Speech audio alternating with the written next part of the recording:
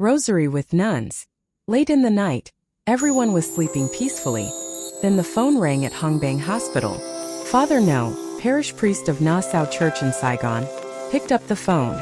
The nurse on duty called, asking Father to come immediately. There was a nun from the sisterhood who asked to see a priest before she died. Father thought to himself that this must be some kind of mistake. There was no such thing as a nun asking to see a priest before she died. Father went immediately anyway. Guided by the nurse on duty, Father went straight to the patient's room, saw the nun lying in bed because of severe hemoptysis. Father only asked a few brief questions to see if she was Catholic. She answered weakly. Her Christian name was Maria Anna.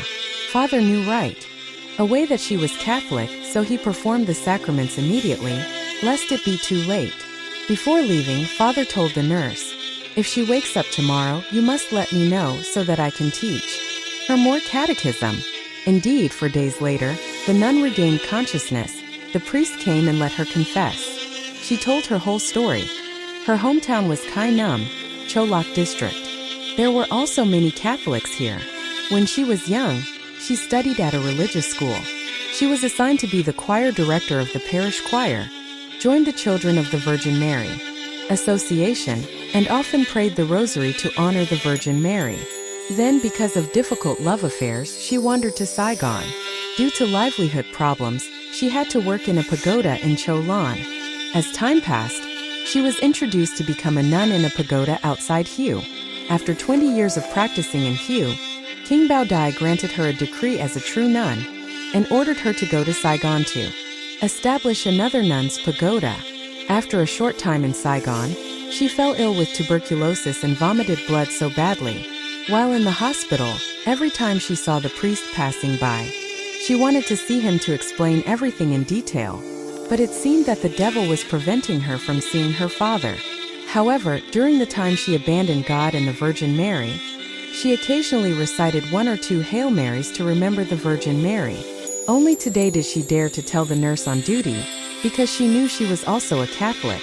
Therefore, she was able to receive the sacraments according to Catholic rites. The nun lived for another 2 weeks before passing away very fervently in the hands of the Virgin Mary. After the nun died, another monk came to blame Father No. "There were many people, but you stole one of our nuns." He had to explain she was a Catholic before. Now she wanted to return to die according to Catholic rites, and invited us to come to fulfill her wish. After examining the body, people found in the nun's wallet documents proving that she was a Catholic, a will to inform her parents that she had received the sacraments. Before her death, the funeral of the nun was held very solemnly by both religions. There were many high priests, monks, nuns, and novice monks attending the funeral, expressing the meaning that a person who is honest and good will always be blessed. Commentary. The story is hard to believe but true. A person's circumstances have been pushed to a turning point, which they do not want to come to, but they still have to come. Buddhism calls it cause and effect. Catholicism calls it God's will. A very beautiful girl unfortunately fell into a brothel, or into the hands of a bandit.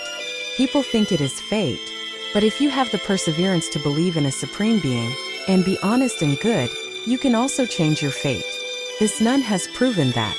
Betrayed by her lover, living a precarious life in Saigon with so many traps, she did not fall into the world of the underworld, but instead became a nun in a temple, even though it was a different religion. But the quiet and peaceful temple scene with its chanting and chanting evoked her compassionate and loving heart. She has been a nun for more than 20 years, and was also assigned the task of organizing another nun temple for the female believers in Saigon. She is truly a person of great and steadfast virtue. But in the end, thanks to 1 or 2 Hail Marys, she was loved by the Virgin Mary in her last hour. So we must always respect and love the Virgin Mary, no matter where we go. Right now, it may seem like disappointment, but then the grace of the Virgin Mary will come to us without us knowing. May God, through the intercession of the Blessed Virgin Mary, shower you and your family with abundant blessings. If this story has given you faith and hope, please subscribe to the channel, share the video, and leave a comment as our common prayer. Together, let us spread the love and miracles of Mary to every soul.